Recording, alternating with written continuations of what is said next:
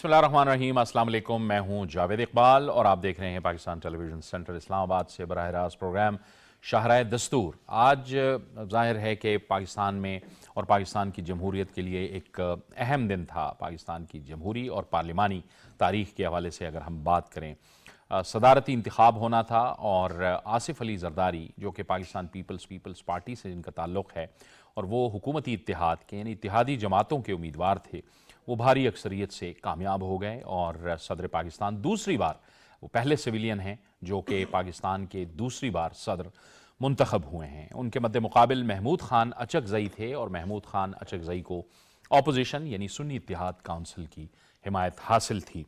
Parliament के अंदर आसिफ अली जरदारी साहब ने 255 वोट हासिल किए, जबकि महमूद खान अचकज़ई ने 119 वोट हासिल किए। मजमूई तौर पर अगर हम बात करें, जो कौमी असम्बली है, सेनेट है, चारों सूबाई असम्बलियाँ हैं, इनसे आसिफ अली जरदारी साहब ने 410.77 इलेक्टोरल वोट हासिल किए, जबकि महमूद खान अचकज़ई जो कि सुन्नी इत्तेहाद काउंसिल के उम्मीदवार थे, उन्होंने 180.34 वोट हासिल किए और यूं आसिफ अली जरदारी साहब जो हैं वो भारी अक्सरियत से कामयाब हुए हैं। ये एक इंतहाई अहम आइनी और कानूनी अमल था। सरबराह मुमलिकत का इंतखाब हो चुका है। यकीनी तौर पर उससे पहले नई हुकूमत जो है वो वजूद में आ चुकी है। अब पार्लियामेंट के तमाम ऐवानों ने, नई हुकूमत ने, और जाहिर है कि सदर का जो ऑफिस है उसने वज़ीर साहब के ऑफिस के साथ मिलकर इस मुल्क को आगे लेकर चलना है, पाकिस्तान की जमहूरियत को आगे लेकर चलना है और अब अवामी मसाइल की जानिब तवज्जो देनी है। तो क्या एक लाइहा अमल होगा और अवामी मसाइल की जानिब जो तवज्जो होगी वो किस तरह से होगी और उसको हल करने के लिए क्या एक खाका पेश किया जाएगा नई मुंतखब हुकूमत की जानिब, ये तमाम मामलात आज हम अपने प्रोग्राम में डिस्कस करेंगे। हमें ज्वाइन कर रहे हैं माहिर कानून हैं जनाब हाफिज़ एहसान अहमद खोखर एडवोकेट। हाफिज़ साहब, आपका बहुत शुक्रिया, आपने हमें वक्त दिया। हमें ज्वाइन कर रहे हैं सीनियर सहाफ़ी तजज़ियाकार जनाब प्रोफेसर ताहिर नईम मलिक। ताहिर नईम मलिक साहब, आपका भी बहुत शुक्रिया। ताहिर नईम मलिक साहब, आपसे गुफ्तगू का आगाज़ करेंगे। अहम दिन था आज पाकिस्तान की जमहूरियत और पार्लिमानी तारीख़ के हवाले से। जी, यकीनन देखें, इंतखाबात के बाद जब असम्बली एक नई वजूद में आती है तो स्पीकर के बाद वज़ीर आज़म का इंतखाब होता है और 5 साल की टर्म के बाद प्रेसिडेंट का इंतखाब होता है। वज़राए आला का सूबाई असम्बलियाँ करती हैं। तो ये जो इलेक्टोरल कॉलेजेस हैं और ये अपने अहम आइनी इदारों का जब इंतखाब कर लेते हैं, तो अब जबकि बाकी सूबाई सतह पे और वफाकी सतह पे अहम जो आइनी इदारे हैं उनका इंतखाब हो चुका है, तो सदर का एक ओहदा भी फेडरेशन के लिए और आइनी लिहाज से एक अहम ओहदा है। तो एक ये जो सारा फेज़ है इलेक्शन प्रोसेस का, वो आज हम कह सकते हैं कि कल मुकम्मल हुआ और कल ओथ टेकिंग हो जाएगी। तो अब ये देखना है कि ये जो नई पार्लियामेंट वजूद में आई है, नए आइनी इदारे आए हैं, ये पाकिस्तान को माशी इस्तेहकाम की मंजिल की जानिब किस हद तक लेके जाते हैं और लोग जो माशी इस्तेहकाम की तो वाबस्ता कर रहे हैं नई हुकूमत से, उसकी जानिब एक ये अगला कदम होगा। तो जो वो फोकस है इंतखाबी मुहिम के बाद इंतखाबात और फिर हुकूमत साजी का अमल भी हमें मुकम्मल होते हुए दिखाई दे रहा है। तो इसी तसलसल से और जो दूसरी माशी मैदान में भी खबरें हैं वो मुस्बत हैं कि IMF के साथ हमारे जो मुज़ाकरात हैं वो भी एक नतीजा खेज़ मरले में दाखिल हो रहे हैं। तो इसी तरह से ये सफ़र आगे रहे और इस उम्मीद और इस दुआ के साथ हैं कि एक तो पुरअमन इंतकाल इक़्तिदार हुआ और दूसरा जो अवाम की तवक्कुआत हैं हमारी सियासी जमातों से, हमारे पार्लिमानी इदारों से और हमारे आइनी ओहदों से, वो पूरी हों, तो इससे अच्छी बात तो कोई पाकिस्तान के लिए हो नहीं सकती। ये भी अच्छी रिवायत है कि महमूद खान अचकज़ई साहब ने भी मुबारकबाद दी है आसिफ अली जरदारी साहब को और उन्होंने कहा कि इलेक्शन बहुत अच्छे तरीके से भी हुआ। और फिर ज़ाहिर है आज वज़ीर आज़म मियाँ शहबाज शरीफ साहब की भी आसिफ अली जरदारी साहब के साथ मुलाकात हुई और मुबारकबाद दी है, लेकिन ऐसा तरीके से हुआ है। ये 2-3 चीज़ें बड़ी मुनफरिद हैं। एक तो महमूद खान अचकज़ई साहब का एक डेमोक्रेटिक प्रोफाइल भी है और वो हमें मुख्तलिफ अदवार में उनकी एक जदोजहद भी नज़र आती है। लेकिन दोनों जो कैंडिडेट्स थे उन्होंने इलेक्शन तो लड़ा है, लेकिन एक दूसरे पे जो हमारे यहाँ इल्ज़ाम तराशी और कीचड़ उछालना और अखलाक से गिरी, तो हमें एक महज़ब सियासी रवैया और पार्लिमानी और जमहूरी रवैया इनमें नज़र आया। تو آصف علی زرداری اس سے قبل بھی صدر رہ چکے ہیں، اور ان کا یہ ایک منفرد اعزاز ہوگا کہ وہ دوسری دفعہ ایک جمہوری طریقہ کار سے صدر منتخب ہونے والی پاکستان کی واحد شخصیت ہیں۔ دوسرا ان کا اعزاز ہے کہ طویل عرصہ انہوں نے جیل کی سہولتیں برداشت کی۔ تیسرا ان کا اعزاز ہے کہ وہ پہلے صدر ہیں، ماضی میں بھی ہم نے دیکھا، جنہوں نے اپنے اختیارات پارلیمنٹ کو منتقل کیے۔ تو 3-4 اور آپ کو یہ بھی ہم نے دیکھا ہے کہ جو ان سے ایک نارمل توقع ہے ایک روٹین کی، وہ یہ کہ وہ فیڈریشن کو مضبوط کریں۔ پاکستان کھپے کا نعرہ انہوں نے محترمہ بے نظیر بھٹو کی شہادت کے بعد لگایا، اور دوسرا یہ کہ وہ بلوچ ایک قبیلے سے گو تعلق رکھتے ہیں، لیکن ان کی جو جمہوری جدوجہد ہے تو مختلف فیڈریشن کے مختلف حصوں میں، صوبوں میں ان کے ذاتی روابط ہیں۔ تو اگر ایک یہ گو کے اختیارات کے حوالے سے دیکھیں تو یہ آئینی عہدہ ہے، اور بہت سے اختیارات پارلیمنٹ کو، وزیر اعظم کو منتقل ہو چکے ہیں۔ لیکن اگر صدر فیڈریشن اور اس کے معاملات کے اندر وہ دلچسپی رکھیں، قانون سازی کے معیار کے اوپر گائیڈ کریں اور اپنے تجربے سے پارلیمنٹ کو گائیڈ کریں، تو اس سے اچھی کوئی روایت اور پاکستان کی ریسنٹ ہسٹری میں ہو نہیں سکتی۔ حافظ صاحب، پہلے بھی جب آصف علی زرداری صاحب صدر رہے تھے تو اس وقت بھی آئینی اصلاحات کے حوالے سے بات ہوتی تھی، اور آئینی اصلاحات ہوئی بھی۔ 18ویں آئینی ترمیم جس کے ذریعے سے جو ایوان صدر کے اختیارات تھے وہ تمام پارلیمنٹ کو واپس کیے گئے، وزیر اعظم کو منتقل کیے گئے، پارلیمان کو منتقل کیے گئے۔ آپ کے لیے بھی آج کا جو عمل تھا سارا بڑے احسن انداز سے آگے بڑھا ہے، آپ کے لیے بھی کافی قابل اطمینان بات ہے۔ بسم اللہ الرحمن الرحیم۔ جاوید بھائی، آپ کا شکریہ کہ آپ نے موقع دیا۔ آج صبح بھی آپ نے ٹرانسمیشن کی اور ہم نے سارے ایریاز کو کور کیا۔ دو چیزیں بڑی امپورٹنٹ ہیں۔ ایک تو یہ ہے کہ جب آپ ایز اے ڈیموکریٹک کنٹری کے طور پہ آپ کی ایگزسٹنس ہے، یا آپ کا ایک کانسٹیٹیوشن ہے، یا یہ ہے کہ آپ ڈیموکریسی پہ بلیو کرتے ہیں، تو اس کے لیے جو سب سے امپورٹنٹ چیز آتی ہے وہ آتی ہے اسموتھ پولیٹیکل ٹرانزیشن۔ اور وہ جو اسموتھ پولیٹیکل ٹرانزیشن آتی ہے وہ آپ کا ایک الیکٹرل پروسیس ہے۔ وہ چاہے آپ کا نیشنل اسمبلی سے ریلیٹڈ آئے، چاہے آپ کا سینٹ سے ریلیٹڈ آئے، چاہے اسمبلی کے اندر جا کے آپ کا پرائم منسٹر یا لیڈر آف دا ہاؤس کا الیکشن آئے، یا پروونسز کے اندر چیف منسٹرز کا آئے، یا پریزیڈنٹ آف پاکستان کا آئے۔ کیونکہ یہ کچھ چیزیں ایسی ہوتی ہیں کہ اس کے کچھ سمبولکس بھی ہوتے ہیں، اور سمبولکس جو ہیں وہ دنیا آپ کو زیادہ دیکھ رہی ہوتی ہے کہ یہ لوگ کیسے ہیں کہ اگر ان کا ایک 5 ایئرز ٹرم یا 4 سال کی جو بھی کانسٹیٹیوشن کے اندر میعاد مقرر ہوتی ہے دنیا کے کسی بھی ملک کی، تو پھر لوگ دیکھتے ہیں کہ ان کا وہ پروسیس کی طرح اسموتھ ٹرانزیشن کی طرف جاتا ہے۔ کیونکہ اسموتھ ٹرانزیشن کی طرف جانے کا مطلب یہ ہے کہ آپ میچیور ہیں۔ اسموتھ ٹرانزیشن کی طرف جانے کا مطلب یہ ہے کہ آپ کے اندر ایک ایکسیپٹیبلٹی بھی ہے، آپ کے اندر رواداری بھی ہے، اور آپ ایک دوسرے کی ایگزسٹنس کو مانتے ہیں۔ اور ایگزسٹنس کو ماننے کا مطلب یہ ہے کہ جو جیتا ہے وہ دوسرا جو ہارتا ہے اس کے پاس جاتا ہے، اور جو ہارتا ہے وہ جیتنے والے کو مبارکباد دیتا ہے۔ اور چونکہ یہی وہ آپٹکس ہوتے ہیں کہ جس کی وجہ سے پھر آپ کا کنٹری جو ہے وہ آگے جاتا ہے۔ اب جو آج بھی الیکشن آپ نے دیکھا کہ باوجود اس چیز کے کہ پولیٹیکل پارٹیز کے ڈیفرنسز بھی تھے، ریسنٹلی آپ نے دیکھا کہ جب پرائم منسٹر کا یا لیڈر آف دا ہاؤس کا ہوا، یا اسپیکر کا ہوا، یا ایون اوتھ ٹیکنگ بھی تھی، تو اس کے اندر جو تھی آپ کو ایک اپ رور نظر آئی تھی چاروں اسمبلیز کے اندر اور نیشنل اسمبلی کے اندر۔ لیکن آج جو چیز آپ کو نظر آئی ہے وہ یہ آئی ہے کہ ہر جو صوبائی اسمبلی ہے اس کے اندر ایک سموتھ قسم کا پولنگ کا پروسیس جو ہے وہ ہوا ہے۔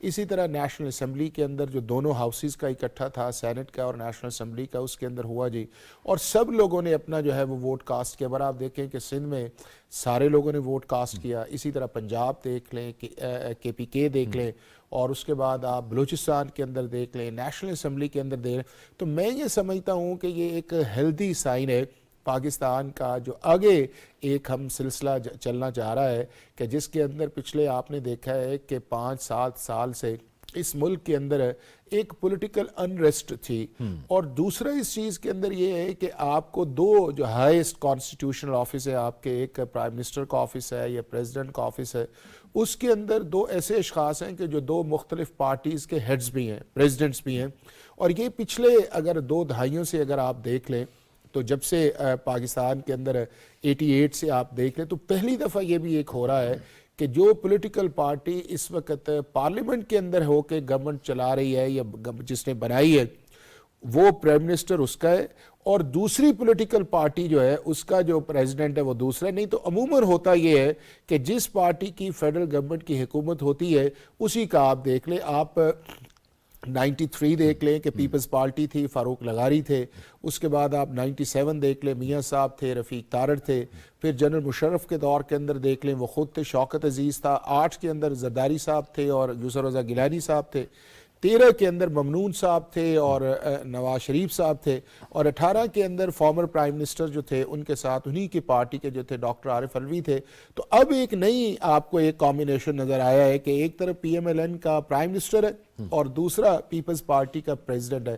اور ایک اور چیز جو اب آپ نے اس سارے پروسیس کے اندر دیکھی ہوگی وہ یہ آئی ہے کہ جو ایک ہوتا ہے نا کہ کوئی پولیٹیکل پارٹی یا دوسرا اس کولیشنز کی طرف جائے تو ایک ایف اینڈ بٹس بھی شروع ہوتے ہیں. لیکن یہ پہلی دفعہ اس طرح آپ کو ایک انوائرمنٹ نظر آ رہا ہوگا کہ آپ کو ساری چیزیں جیل نظر آ رہی ہیں کہ جس کے اندر جو بھی کولیشنز کے اندر آئے ہیں, چاہے ایم کیو ایم آئی ہے, چاہے آپ کا پیپلز پارٹی آئی ہے یا آپ کی پی ایم ایل این آئی ہے, تو آپ کو ایک کامبینیشن ایسا لگ رہا ہے کہ جس کے اندر لانگ ٹرم جو ایک کولیشن ہے اس کی طرف جا رہا ہے. اور میرا خیال ہے کہ پاکستان کی ڈیموکریسی کے لیے اور پاکستان کی پراسپیرٹی کے لیے اور پاکستان کے جینون ایشوز کے لیے ایک اچھی شروعات ہے. ہمیں اس گفتگو میں ڈاکٹر فاروق عادل صاحب بھی سینئر تجزیہ کار جوائن کر رہے ہیں. ڈاکٹر صاحب آپ کو خوش آمدید کہتے ہیں, بہت شکریہ, آپ نے بھی ہمیں جوائن کر لیا ہے.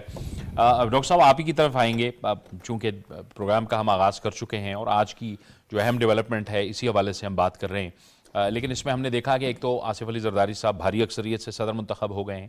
پھر جو ہم نے پہلے بھی آج دن بھی یہ بات کی کہ ایک تو متحدہ قومی موومنٹ نے بھی ان کو ووٹ دیا, اور پھر عوامی نیشنل پارٹی جنہوں نے پہلے سے بائیکاٹ کر رکھا تھا کہ پارلیمان کے اندر جو کچھ ہوگا ہم نہیں اس میں حصہ لیں گے, انہوں نے بھی اپنی اس بنیاد پہ کہ جب پہلے آصف علی زرداری صاحب صدر تھے تو خیبر پختونخوا کے حوالے سے, نام کے حوالے سے انہوں نے ایک بڑا اہم ڈیسیجن کیا تھا اور اس میں ایک کردار تھا صدر صاحب کا, تو وہ بھی اس کا حصہ بنے.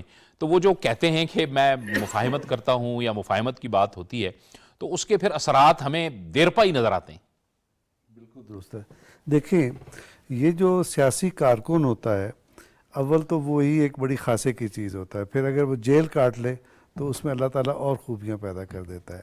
یہ جو بات آپ کہہ رہے ہیں مفاہمت کی اور لوگوں کو ساتھ لے کر چلنے کی, اس سے بڑی بات یہ ہے کہ پاکستان کے جو دیرینہ قومی مسائل ہیں ان کو سمجھنے کی اور سمجھ کر ان کو عوام کی خواہش کے مطابق حل کرنے کی.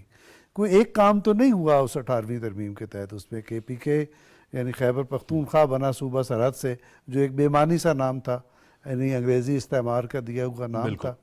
اچھا, پھر اس کے بعد آپ کی صوبائی خود بختاری کے معاملات تھے, جو کنکرنٹ لسٹ تھی اس کو آپ نے ریڈیوس کیا اور صوبوں کو اختیارات دیے. اگرچہ اس میں بہت ساری چیزیں رہ گئیں اور کچھ ایسی چیزیں ہیں جن پہ ڈیبیٹ موجود ہے, لیکن ڈیبیٹ اور چیزیں رہ جانا اہم نہیں ہوتا, وہ تو وقت کے ساتھ چیزیں ٹھیک ہو جاتی ہیں. اصل بات ہے قدم اٹھانا. تو آج جو ان کا جملہ تھا کہ دیکھیں کیا تو پارلیمنٹ نے, میں نے تو ڈائریکشن دی تھی. تو آج اگر آپ ان کا جملہ یاد کریں جو ہمارے ان کے مخالف امیدوار تھے محمود خان اچکزئی صاحب, انہوں نے کہا کہ میں آج بھی آزاد پارلیمنٹ کے ساتھ کھڑا ہوں. تو جس آزاد پارلیمنٹ کے ساتھ محمود خان اچکزئی کھڑے ہیں, اس اس پارلیمنٹ کو آصف علی زرداری کے کانسیپٹ نے آزاد کیا تھا 18ویں ترمیم کی صورت میں, جس کے نتیجے میں پارلیمنٹ کو اختیارات ملے. صدر کے وہ آمرانہ اختیارات جو آمروں نے اپنے جبر سے اور اپنے طاقت کے زور سے ہتھیار رکھے تھے وہ اس شخص نے سرنڈر کر دیے. نتیجہ یہ نکلا کہ وہ سب کا دوست بھی بن گیا, سب سے بھاری بھی بن گیا, سب کا بیلی بھی بن گیا اور ایک کامیاب اسٹیٹس مین ثابت ہوا. یعنی آپ ان کے 100 اعتراضات کر سکتے ہیں, لیکن پاکستان کے آئین کو سیدھا کیا, پاکستان کی سیاست کے رخ کو سیدھا کیا, صوبوں کے حقوق کو تسلیم کیا, اور وہ جو چیزیں کوئی ماننے کو تیار نہیں تھا ایک مرکز کے یوں سمجھیں کہ استحکام کی بنیاد پر. تو مرکز تو پہلے سے زیادہ مضبوط ہے صوبوں کو حقائق کو حقوق کو تسلیم کر کے. تو یہ تو کامیابیاں ہی کامیابیاں. میں یہ سمجھتا ہوں کہ اس وقت جو پالیٹکس میں تقسیم ہے, جو تلخی ہے, جو خرابی ہے, یقیناً اب یہ دو بہت بڑے ہم مزاج یعنی وزیر اعظم اور صدر دونوں مفاہمت کے اعتبار سے ہم مزاج سیاستدان ہیں، ہم مزاج اسٹیٹس مینز آپ کہنا چاہیں تو کہہ لیں ہیں، اور وہ اس معاملے میں ضرور پیش رفت کر کے معاملات کو ٹھیک کر سکیں گے۔ ہاں، اس میں رکاوٹ کیا ہے؟ اس میں رکاوٹ پی ٹی آئی یا سنی اتحاد تحریک یا وہ لوگ جو ایک کشیدگی کو ہی اپنی سیاست کی معراج بلکہ سیاست کی بقا سمجھتے ہیں، ان کی طرف سے یہ رکاوٹ آئے گی۔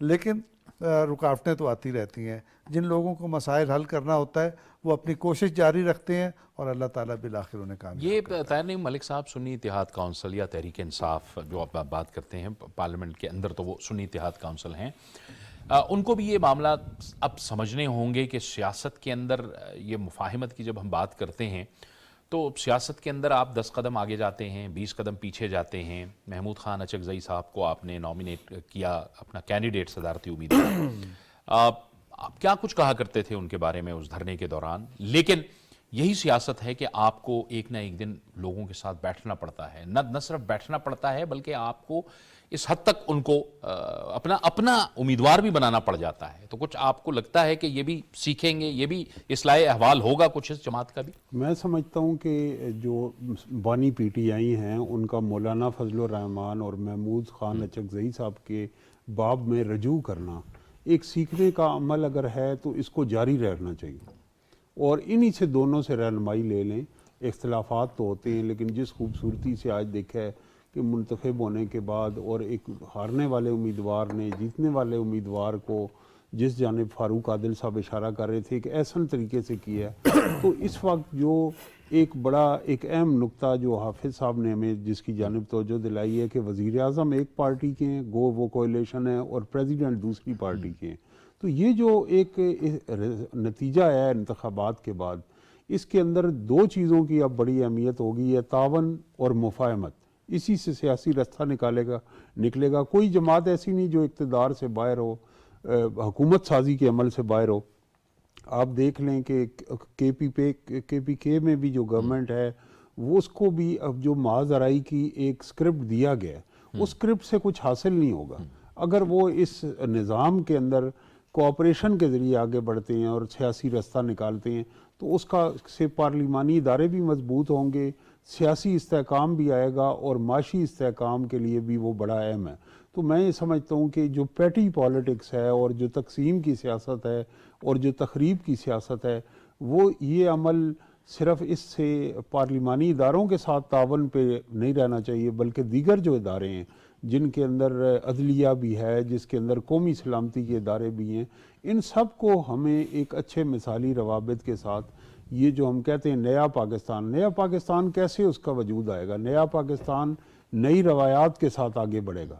تو یہ بہترین موقع ہے کہ آپ ان اداروں کے ذریعے اور جمہوری طریقہ کار کے ذریعے پہلے ہی ہم یہ جو ان چیزوں میں اتنا وقت ضائع کر چکے ہیں، اور دنیا کے بہت سارے ممالک اپنے سیاسی نظام اور معاشی اصلاحات کے ذریعے آگے جا چکے ہیں، تو اس وقت آئیڈیل کمبینیشن ہے۔ میں سمجھتا ہوں کہ جو گورننس کا اور ڈیولپمنٹ کا جو ایکسپیرینس ہے نون لیگ کو اور شہباز شریف صاحب کو اور میاں نواز شریف کو اور ان کی ٹیم کو، اور اکانومی کے اندر ان کا جو ہے، اور دوسری طرف جو آئینی معاملات ہیں، جو فیڈریشن کے معاملات ہیں، اور قانون سازی کے اندر جو پیپلز پارٹی کا تجربہ ہے، اگر یہ اکٹھے ہو کے اس جو ملک کو درپیش چیلنجز ہیں ان کی جانب ایک مثبت پیش رفت ہوتی ہے، تو یقیناً لوگوں کو اچھی خبریں سننے کو ملے گی۔ مثلاً اب ایک بڑی چیز کہی جاتی ہے جی ہر انتخابات کے بعد کہ جی یہ انتخابات کی شفافیت پہ سوال اٹھتے ہیں، تو الیکٹورل ریفارمز کی باتیں ہم میڈیا میں سن رہے ہیں، پارٹیوں کی سطح پہ سن رہے ہیں، تو کیوں نہ پارلیمنٹ کے اندر تمام جماعتیں مل کے، یہ ضروری ہے کہ ہر انتخابات کے بعد وہ دھاندلی کا وویلا کریں، وہ کیوں نہیں انتخابی اصلاحات، الیکٹورل ریفارمز کی جانب پارلیمانی کمیٹیوں کو مضبوط بنا کے اور اس عمل سے کر سکتے ہیں۔ یہ جو ماضی میں ایک تھی کہ جو سیاسی نظام کو درپیش چیلنجز ہیں یہ سڑکوں پہ حل کیے جائیں، اس روش نے ہمیں 10 سال میں پچھلے کیا حاصل کیا، تو اب وقت آ گیا کہ ہم پارلیمان کے اندر ان چیزوں کو حل کریں۔ اور فورمز ہیں۔ جی ڈاکٹر صاحب، جی ابھی آپ نے ڈاکٹر صاحب سے سوال کیا تھا نعیم ملک صاحب سے، یعنی مفاہمت کی بات، اس میں ایک امید کی کرن بھی جاگی ہے۔ امید کی کرن ہے مروت صاحب کی ایک گفتگو، مروت صاحب نے یاد دلایا مسلم لیگ نون کو کہ ایک زمانے میں طاقتور لوگوں آپ طاقتور لوگوں کا نشانہ تھے، تو کیوں نہ ہم یہ اگر ایک سیاستدان اقتدار میں آئیں تو دوسرے سیاستدان کو ٹارگٹ کریں، کیوں نہ ہم مفاہمت کی طرف جائیں. تو شیر افضل مروت کی طرف سے یہ مفاہمت کا پیغام ہے. کیا یہ بانی پی ٹی آئی کی طرف سے بھی پیغام ہے؟ نہیں معلوم، یہ معلوم نہیں ہے.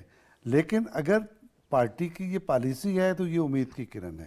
اور لیکن اگر ایسا نہیں ہے، ہمیشہ کی طرح بانی پی ٹی آئی نے اس کو مسترد کر دینا ہے اور کیے کرائے فیصلوں کو مسترد کرنا ہے، تو پھر صورت یہ ہوگی یہ والے لوگ جو پارٹی کے اندر مفاہمت چاہتے ہیں اور وہ محمود خان اچکزئی، ان کے ساتھ پاکستان پیپلز پارٹی اور مسلم لیگ کھڑی ہوگی اور وہ پھر تناؤ ہوں گے. ہاں، وہ ایک کنفیوژن اگر برقرار رہے گی تو پھر تو معاملات آگے نہیں بڑھیں گے نا. حافظ صاحب آپ بھی بتائیے گا، جو بات ہو رہی تھی کہ مسائل کا حل جو ہے وہ سڑکوں پر نہیں ہے، پارلیمان کے اندر ہیں، اور آپ نظام کا حصہ ہیں. خیبر پختونخوا کے اندر جو ہے وہ اس وقت حکومت ہے، پارلیمنٹ سے باہر تحریک انصاف اور سنی اتحاد کونسل کی. سسٹم کے اندر رہ کے ہی ایک جد و جہد کی جا سکتی ہے جو آئین کے ساتھ متصادم نہ ہو، جو پاکستان کے قانون کے ساتھ متصادم نہ ہو، اور وہیں پہ آپ کو آپ کے مسائل بھی ایڈریس ہوں گے. لیکن اگر آپ سوچ سمجھ کے بڑھیں گے اور فوکس کے ساتھ بڑھیں گے، یہ نہیں کہ ایک لیڈر کچھ کہے گا دوسرا رہنما کچھ اور کہے گا. دیکھیں جاوید، جو پولیٹیکل ڈفرینسز ہوتے ہیں وہ ہونے بھی چاہیے، اور ڈیموکریسی کا یہ ایک حسن ہوتا ہے کہ چونکہ یہی تو وجہ ہے نا کہ جس کے اندر آپ اپنا جو مینیفیسٹو ہے اس کو آگے لے کے آتے ہیں، دوسروں کو کرٹیسائز کرتے ہیں اور ایک ہیلدی ڈیبیٹ کی طرف لے کے جاتے ہیں، اور پھر پبلک جو ہے وہ آپ کو جج کرتی ہے کہ کون ایسا شخص ہے کہ جو ہمارے مسائل کو حل کر سکتا ہے. اب اس کے اندر امپورٹنٹ چیز یہ ہے کہ جو پچھلے 75 ایئر سے اس ملک کے اندر آیا ہے، اب میرا خیال یہ ہے کہ کافی جگہوں پہ یہ ریئلائزیشن جو ہے وہ آ گئی ہے اس چیز کے اندر. ہماری پولیٹیکل پارٹیز کے اندر بھی آ گیا ہے، ہمارا جو اسٹیٹ انسٹیٹیوشنز ان کے اندر بھی آ گیا ہے، میڈیا کے اندر بھی آ گیا ہے کہ جس طرح کہتے ہیں ناؤ اینڈ نیور والی سچویشن کے اندر ہم آ گئے ہیں کہ ہماری اکانومی ہے، ہماری گورننس ہے، ہمارا جسٹس سسٹم ہے. اگر آپ پبلک کے اندر چلے جائیں تو پبلک جو ہے وہ مہنگائی سے بھی تنگ ہے، پبلک آپ کے گورننس سسٹم سے بھی تنگ ہے، پبلک انصاف کے لیے بھی تنگ ہے. وہ کہتی ہے کہ سالہ سال جو ہے ہمارے فیصلے نہیں ہوتے. اب ان کا جو ریزولوشن ہے وہ آپ کے یہ جو انسٹیٹیوشنز ہیں، پارلیمنٹ ہے یا پروونشل اسمبلیز ہیں، اب وہ جو چیز ہے کہ جو ہم نے ضائع کر دی. اگر آپ پاکستان کے پچھلے تقریباً 30-35 سال کی پالیٹکس کو آپ دیکھیں تو وہ ایک پالیٹکس جو تھی وہ ایک اینٹی نیریٹو کی پالیٹکس تھی. 88 سے 97 تک آپ یہ دیکھیں تو جو گورنمنٹ کی جو مسلز تھے یا گورنمنٹس کی جو ایفرٹس تھیں جو پبلک کے لیے جانی چاہیے تھیں، وہ آپس میں پولیٹیکل پارٹیز کی اپوزیشن کے رفٹ کے اندر چلی گئیں. اور جب آپ نے یہ دیکھا کہ جب جنرل مشرف کے دور کے بعد چیزیں آئیں اور 2013 سے لے کے 23 تک جو ہے وہ پھر 10 سال آپ نے دیکھا کہ جو گورنمنٹس کی جو انرجی جانی چاہیے تھی جن چیزوں کے اندر وہ انرجی نہیں گئی. اس کا ریزلٹس کیا نکلا؟ اس کا ریزلٹس یہ نکلا کہ آپ کے ملک کے اندر جو ہے جو کور آپ کے ایشوز ہیں، جس میں آپ کا ایجوکیشن ہے، جس کے اندر آپ کا ہیلتھ ہے، جس کے اندر آپ کی کرنسی ہے، دیکھیں آپ ساؤتھ ایشیا کے اندر سب سے نیچے ہیں. انصاف کی رینکنگ جو ہے وہ آپ کی 140 کے قریب ہے. بیوروکریٹک سٹرکچر آپ اس کے اندر دیکھ لیں کہ تھانہ اور پٹواری جو ہے اس نے سٹیٹس کو کے اندر اس ملک کو کتنا جو ہے وہ جکڑا ہوا ہے. پھر اس کے بعد آپ دیکھ لیں کہ جو آپ کی بجلی ہے وہ آپ 70 روپے یونٹس پہ چلی گئی ہے، جو آپ کی سیونگز ہے وہ ادھر کی طرف جا رہی ہے. پھر آپ دیکھ لیں آپ کی گیس والے ایشوز جو آ رہے. تو یہ وہ سارے ایشوز تھے کہ جن کی طرف ایک آپ کو کنسنٹریشن ایفرٹ کی طرف جو گورنمنٹ کو جانا چاہیے تھا وہ ڈویژن ہوتی گئی آپ کے پولیٹیکل ڈفرنسز کی وجہ سے.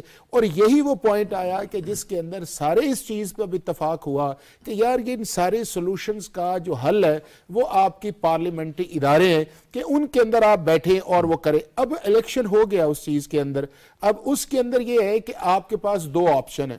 ایک آپ کے پاس آپشن یہ ہے کہ آپ اس ملک کے اندر کیا وہ پرانا جو 10 سال چلتا رہے آپ اس کو چلانا چاہتے ہیں. تو پاکستان کا کوئی بھی شخص ایسا نہیں ہے جو اس چیز کو سپورٹ کرے گا کہ گورنمنٹ اپنی انرجی جو ہے وہ کنفرنٹیشن کی طرف لگائے.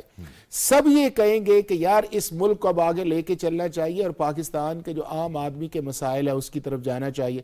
اب ان مسائل کے اندر میں سمجھتا یہ ہوں کہ جس طرح 18वीं तरमीम भी आ गई, प्रोविंसेस के अंदर भी चीज़ें डिवॉल्व चली गई, फेडरल गवर्नमेंट के अंदर आपने एक कॉम्बिनेशन देखा है।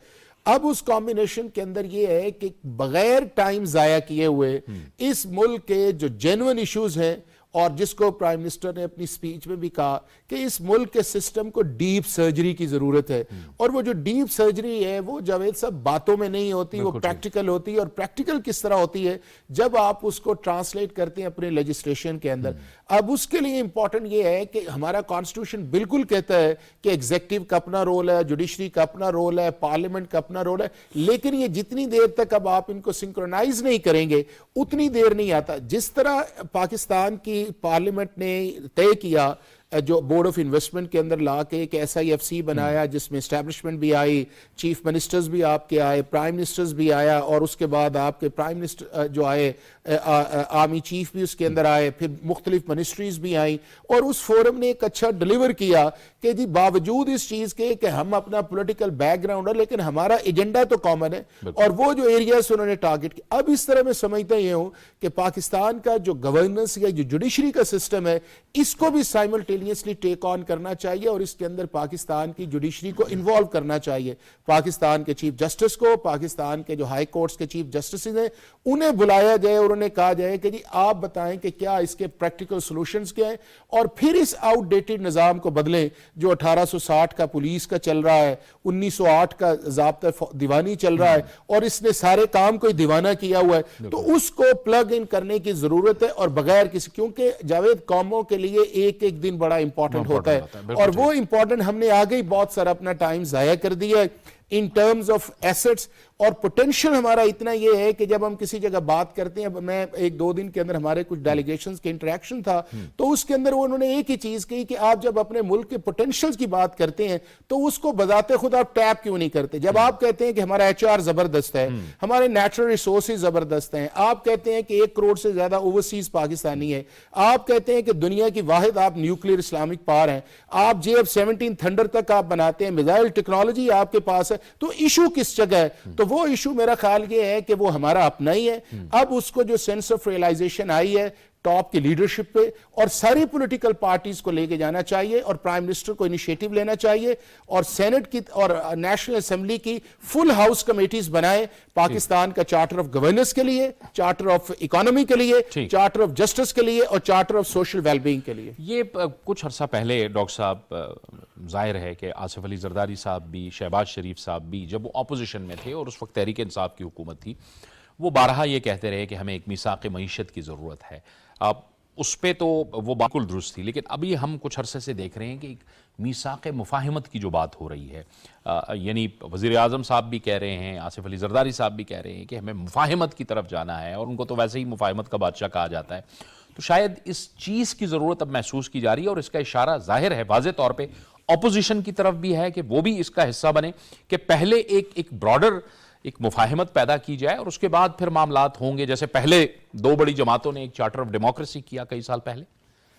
अगर आप इजाज़त दें तो हाफिज़ साहब ने कुछ बहुत फ़िक्र अंगेज़ बातें कही हैं, मैं इस सिलसिले में 2-4 बातें कहना चाहता हूँ। तकरीबन ज़िंदगी के तमाम शोबों का जिक्र किया आपने, और ये बताया कि एक आप पार्लियामेंट की कमेटीज़ बना के और आप मामलात को सीधा करने के लिए एक सिस्टम बना लें, ये बिल्कुल ठीक बात है।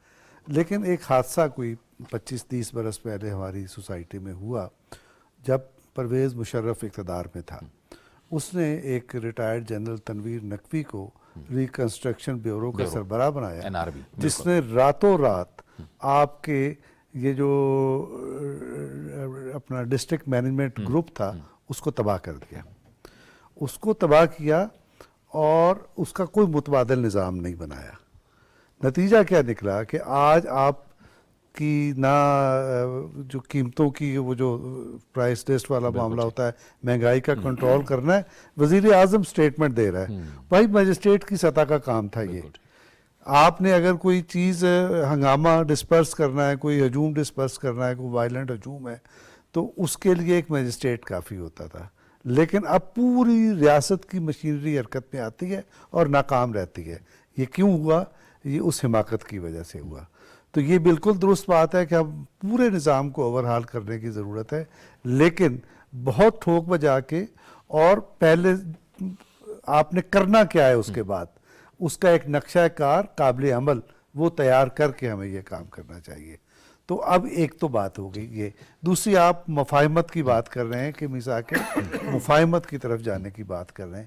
اب میرا اندازہ یہ ہے، میں ڈاکٹر طاہر نعیم ملک صاحب جانتے ہیں کہ اس سے پہلے میں کہتا رہتا ہوں، میں یہ سمجھتا ہوں کہ تحریک عدم اعتماد کے بعد سے لے کر انتخابات کے عمل تک ایک پروسیس ہماری سوسائٹی میں ہو گیا ہے. وہ کیا تھا؟ یہی مفاہمت کا عمل تھا جس میں آلموسٹ ریاست کے سارے ادارے شریک ہو گئے تھے. ایسا ہی ایف سی سی جو بنی یہ بھی اسی مفاہمت کا نتیجہ ہے. میثاق معیشت بھی آپ اس کو کہہ سکتے ہیں اور میثاق مفاہمت بھی کہہ سکتے ہیں. لیکن اس وقت حالات ایسے تھے جس میں وہ سیاسی جماعتیں جن کی وجہ سے مسائل پیدا ہوئے تھے، یعنی پی ٹی آئی وغیرہ، وہ اس کا حصہ نہیں بن پائیں، نہ وہ اس موڈ میں تھی کہ وہ کسی گفتگو میں شریک ہوں. تو اب حکومت کی طرف سے یوں سمجھیے، زرداری صاحب کی طرف سے بھی اور وزیر اعظم شہباز شریف کی طرف سے بھی پہل کاری کر دی گئی ہے، ایک میسج دے دیا گیا ہے. ظاہر ہے کہ اب یہ اتنا زبان سے کہہ دینا کافی نہیں ہوگا، اس کے بعد کچھ اور عوامل بھی ہوں گے اور کچھ اور قدم بھی اٹھائے جائیں گے. لیکن اس طرف سے جیسے شیر افضل مروت کا میں نے آپ کو ریفرنس دیا، میرے علم میں نہیں ہے کہ شیر افضل مروت اس جماعت میں کتنی اہمیت رکھتے ہیں پالیسی سازی میں اور بانی پی ٹی آئی کی نظر میں. لیکن اس سلسلے میں کوئی وہ سلسلہ جنبانی جس کو کہتے ہیں وہ اب شروع ہو گیا ہے، میں یہ سمجھتا ہوں. اور وہ جو پروسیس جو آپ کی ریاست کے درمیان ایک مفاہمت ہوئی تھی، یہ وہی اس مفاہمت کے سلسلے کو آگے بڑھا کے ان کو اس میں ساتھ لینا چاہیے.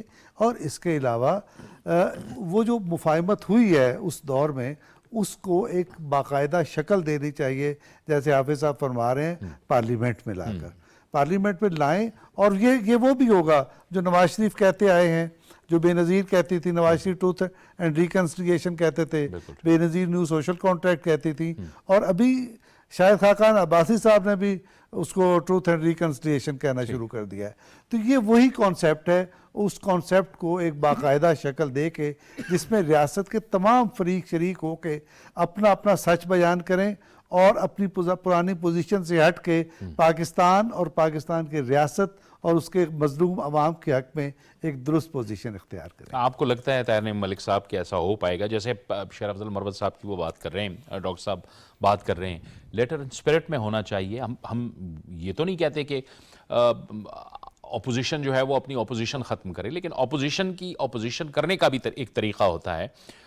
ہمارے ہاں شاید یہ تصور کر لیا جاتا ہے کہ اپوزیشن بس وہ حکومت گرانا ہی اس کا فرض ہے، باقی اپوزیشن نہیں ہے. پالیسیز پہ تنقید کرنا، مثبت تنقید کرنا، جتنا اہم کردار حکومت کا ہے پارلیمان کے اندر، جمہوریت کے اندر، اتنا ہی اہم کردار اپوزیشن کا بھی ہے. ایسے ہی ہے. دیکھیں، سیاست میں مسابقت کا عمل اہم ہوتا ہے، کمپٹیشن ہوتا ہے، لیکن ود ان دی سسٹم رہ کے آپ یہ ساری چیزیں کرتے ہیں.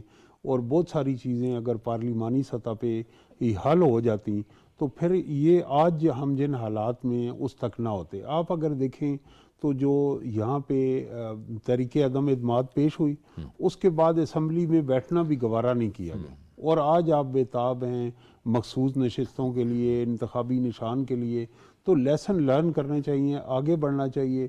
اور یہ جو آج صدر کا انتخاب ہوا ہے، میں سمجھتا ہوں کہ صدر ایک اہم آئینی جو ہے عہدہ ہے، لیکن 3 چیزوں میں اس کا بڑا امپیکٹ آ سکتا ہے. ایک تو قانون سازی، جیسے فاروق عادل صاحب نے اور حافظ صاحب نے بتایا، اور دوسری چیز جو ہے وہ یہ ہے کہ فیڈریشن کے لیے صدر کا عہدہ بڑا اہم ہے. ہم نے یہ دیکھا کہ ماضی میں یا جو صدر رہے ہیں انہوں نے اس جانب توجہ نہیں دی. تو جو پاکستان کی ریاست کو چیلنجز درپیش ہیں، ایک اچھی چیزیں بھی ہوئیں کہ فاٹا ریفارم بل ہوئے، آغاز حقوق بلوچستان ہوا، اور وہ عمل جاری رہنا چاہیے. اور فیڈریشن میں جہاں پہ پاکستان کو مضبوط کرنے کی ضرورت ہے وہاں مضبوط ہونا چاہیے. اور جو یہ ساری فضا، اور تیسری چیز ہے فارن ریلیشنز.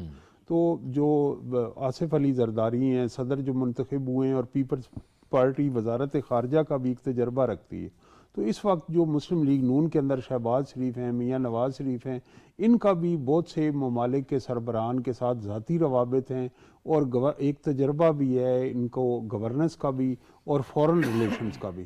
اور ان دونوں نے پارٹیوں نے یہ پالیسی بنائی تھی لک ایسٹ، یعنی جو چائنا ہے اور رشیا ہے اور ٹرکی ہے اور ایران ہے، اس جانب ہمیں ایک توجہ نظر آئی اور مختلف پروجیکٹ بھی آئے. ان کے اندر تسلسل اور فوکس جو پچھلی ادوار میں کمزور ہو گیا تھا، یہ وہ آگے اگر مثبت انداز میں بڑھتا ہے تو پاکستان کو فائدہ ہوگا. تو یہ 3 ایریاز جو ہیں، فیڈریشن ہے، قانون سازی اور فورن ریلیشنز ہے، اس کے اندر گورنمنٹ، وزیر اعظم اور صدر کی ہم آہنگی کے ساتھ ہمیں ریاست کو فائدہ ہوتا ہوا دکھائی دے. کوئی مشکل بات نہیں ہے.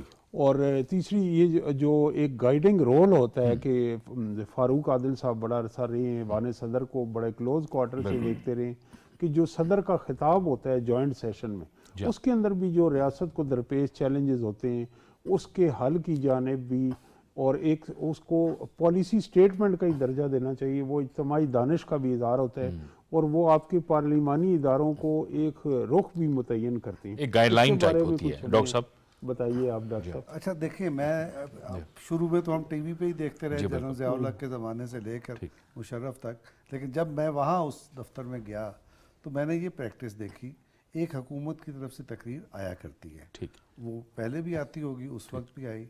اب جنرل ممنون صاحب کے بارے میں لوگوں کی رائے یہ ہے کہ جو کچھ میاں صاحب کہتے تھے وہ اس پہ آمین کہہ دیتے. ایسا ہے نہیں. خاص طور پہ یہ جو پارلیمانی ایڈریس تھا سالانہ، اس معاملے میں تو قطعاً نہیں. وہ تقریر ہم ایک طرف رکھ دیتے تھے اور تمام منسٹریز سے ہم ان کا ان پٹ منگواتے تھے. یعنی یہ وہ سارا عمل ہے جو میرے ہاتھوں سے ہوا. ان پٹ منگواتے تھے، اس کو ہم دیکھتے تھے. اس کے علاوہ جب یہ سب چیزیں دیکھ لیتے تو اس کے بعد اس کی ایک رپورٹ ہم صدر صاحب کو پیش کرتے. صدر صاحب کو بتاتے یہ ہوا ہے، یہ حکومت نے اپنی طرف سے ایک تقریر بھیجی ہے اور آپ فرمائیں کہ کیا کرنا ہے. وہ پھر ہمیں ہدایات دیتے تھے. اس پہ بھی غور، ایسے نہیں اسپونٹینیس نہیں، اس پہ وقت لگتا تھا، ہفتہ 10 دن لگ جاتے تھے. اور وہ پھر اس کے بعد ہمیں ہدایات دیتے تھے. اس کی روشنی میں ہم تقریر بناتے تھے اور اس تقریر میں بھی آخر وقت تک ہم اس پہ غور و فکر کا سامان ہوتا رہتا تھا یا ڈیولپمنٹس جو ہوتی رہتی تھی ہم اس کو بھی انکارپوریٹ کرتے تھے. اور آخر میں حکومت کے لیے گائیڈ لائنز کا بھی ایک، یوں سمجھیے کہ ایک چیپٹر 40-50 پیجز کی یہ تقریر ہوتی تھی جس میں آخری چیپٹر اس میں حکومت کے لیے گائیڈ لائنز کا ہوتا تھا. لیکن میں یہ دیکھتا ہوں کہ جو سابق صدر ہیں الوی صاحب نے اپنے دور میں جتنی بھی تقاریر کی اس میں ہمیں یہ اس معاملے میں خاموشی، بالکل خاموشی نظر آتی ہے.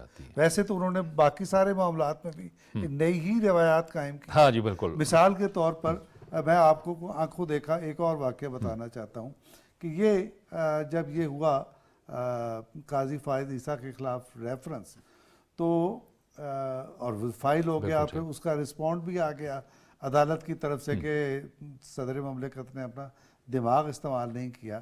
تو میں آپ کو بتانا یہ چاہتا ہوں کہ صدر مملکت اپنا دماغ کیسے استعمال کرتے ہیں. پاکستان کی ریاست میں جتنے محکمے ہیں ان تمام محکموں کی ایک یوں کہہ لیے سیکشن ایک موجود ہے وہاں ایوان صدر میں، اور اس سیکشن کی سربراہی ایک 20-21 گریڈ کا افسر کرتا ہے. یہ ہو گیا. جو قانون کا جو شعبہ ہے اس کی سربراہی سپریم کورٹ کا ریٹائرڈ جج یا ہائی کورٹ کا کوئی ریٹائرڈ جج یا اتنی اہلیت رکھنے والا کوئی سینئر وکیل کرتا ہے. تو وہ جب ان کے پاس اس قسم کی کوئی سمریز یا سفارشات وزیر اعظم کی طرف سے آتی ہیں تو صدر مملکت ان کو ریفر کر دیتے ہیں اس شعبے کی طرف جو شعبہ قانون ہے. وہ آئین کی روشنی میں اس کا جائزہ لے کر صدر کو تحریری طور پہ سفارشات پیش کرتا ہے. اب تھوڑی سی نازک بات کہ چونکہ میں وہاں رہا تو میری کوئی جان پہچان بھی تھی تو میں نے ان سے پوچھا کہ یار یہ تم لوگ تو بڑے زیرک آدمی ہو، یہ کیسے پاسبل ہو گیا کہ آپ لوگوں نے کہا جی ہم نے بات بتا دی، کوئی نہ مانے تو ہم کیا کر سکتے ہیں. یعنی حافظ صاحب آؤٹ گوئنگ پریزیڈنٹ جو ہے وہ پریزیڈنٹ جب جاتا ہے تو وہ اپنی کچھ لیگیسی بھی چھوڑ کے جاتا ہے. یہ کیا چھوڑ کے گئے؟ پارلیمان کا اجلاس جو ہے وہ 11:15 بجے جب بلا لیا کہ 15 منٹ رہ گئے، جب اب ہونا ہی ہونا ہے وہ پھر قاضی فائز عیسیٰ صاحب چیف جسٹس آف پاکستان اس وقت جب تھے، وہ ریفرنس اس سے لے کے آج تک کیا چھوڑ کے گئے؟ ایک میں بھی ان سے یہ سوال یہ پوچھوں کہ لیکن quickly وقت بہت کم ہے۔ آرڈیننسز بہت ہمیں نظر آتے ہیں، وہ بجائے یہ کہ پریزیڈنٹ کا کہ قانون اس دور حکومت میں ہمیں آرڈیننسز زیادہ نظر آتے ہیں بنسبت اس کے کہ قانون سازی ہوتی ہے۔ دیکھیں جاوید، بات یہ ہے کہ پریزیڈنٹ کا آفس جو ہے وہ بڑا ایک امپورٹنٹ آفس ہے، ہیڈ آف اسٹیٹ ہے، سارا نظام مملکت اس کے نام پہ چلتا ہے، ساری اپوائنٹمنٹ اس پہ ہوتی ہیں، وہ پاکستان کا سپریم کمانڈر بھی ہوتا ہے۔ اور اگر آپ اس آفس کا ایڈیفس دیکھیں تو آپ کو جو پرائم منسٹر کا گھر ہے یا پرائم منسٹر کا آفس ہے وہ صدر سے پیچھے ہی کہیں نظر آئے گا۔ آپ کو ڈی چوک سے اگر آپ دیکھیں گے تو آپ کو پریزیڈنٹ ہاؤس کی بلڈنگ ہی نظر آئے گی، پارلیمنٹ کے ساتھ جو جڑی ہوئی ہے، اور پریزیڈنٹ اجلاس بلاتا بھی ہے، پروروگ بھی کرتا ہے، اس کو ریمیشنز کی بھی پار ہے، اس کو کانسٹیٹیوشنل ایک جو بہت بڑا ایریا ہے وہ ہے محتسب سسٹم کا، کہ جس کے اندر وفاقی محتسب، ٹیکس محتسب، انشورنس محتسب، بیکس محتسب، اس کے بعد آپ کا ہیرسمنٹ والا ہے، وہ پورا ایک سیٹ اپ ہے۔ تو پریزیڈنٹ کا رول تو جو ہے وہ بہت ڈائیورسیفائڈ ہے، لیکن اب اس چیز کے اندر یہ ہے کہ جب پریزیڈنٹ وہی پرفارم اس جگہ پہ بیٹھ کے کر سکتا ہے کہ جس کے اندر یہ کرج اس چیز کے اندر آئے کہ میں نے اپنا کانسٹیٹیوشنل رول پلے کرنا ہے۔ اب وہ کانسٹیٹیوشنل رول جو تھا وہ پچھلے 1.25 سال کے اندر دیکھیں، اور میں نے صبح بھی آپ سے ایک گزارش کی تھی اس چیز کے اندر کہ جس دن پرائم منسٹر فارمر نے سمری بھیجی تھی اس اسمبلی کو ڈیزالو کرنے کی، پریزیڈنٹ آف پاکستان کو نو کر دینا چاہیے تھا، اور انہیں کہنا چاہیے تھا یا اس سے پہلے پرائم منسٹر کو ایڈوائز کرتے کہ سر ایک آرٹیکل 95 کا پروسیس شروع ہو گیا ہے، اس کو چلنے دے، یا آپ کے خلاف کامیاب ہوگی یا آپ کے خلاف نہیں ہوگی، لیکن یہ طریقہ نہیں ہے کہ اس کو بلڈوز کیا جائے۔ میرا خیال یہ ہے کہ جب وہاں پہ پریزیڈنٹ آفس نے سرنڈر کیا تو پھر اس کے بعد پریزیڈنٹ آف آفس جو تھا وہ اس ساری چیز کے اندر پارٹی بنتا گیا، اور وہ پارٹی جو تھی وہ ہیڈ آف اسٹیٹ علیحدہ رہ گیا، پریزیڈنٹ آفس کا علیحدہ رہ گیا، اور وہ جو پارٹی جب بننا تھا وہ آپ کو ہر ایشو میں نظر آیا، وہ پرائم منسٹر کے اوتھ کے ریفیوزل پہ بھی نظر آیا، وہ گورنرز کی اپوائنٹمنٹ پہ بھی نظر آیا، وہ اس کے بعد آپ کو جو سیکیورٹی کے ایشوز تھے official secret act, Pakistan army act پہ بھی نظر آیا، وہ اس کے بعد الیکشن ڈیٹس کے اندر بھی آیا، اور جاتے جاتے وہ آپ کو اسمبلی سیشن کے اندر بھی آیا۔ تو یہ ساری چیزیں ایسی ہیں کہ پریزیڈنٹ کو مبرہ ہونا چاہیے یا ابو بورڈ ہونا چاہیے کہ جس طرح اس کی ایک کانسٹیٹیوشنل ریکوائرمنٹ ہے۔